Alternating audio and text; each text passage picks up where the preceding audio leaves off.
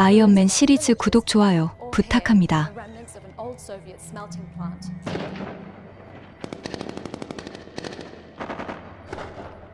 Recent violence has been attributed to a group of foreign fighters referred to by locals as the 10 Rings. As you can see, these men are heavily armed and on a mission that could prove fatal to anyone who stands in their way.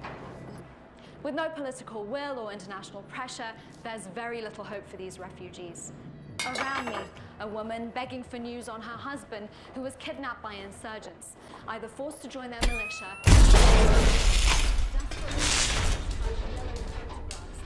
them up to anyone who will stop. A child's simple question, where are my mother and father? There's very little hope for these refugees who can only wonder who, if anyone, will help.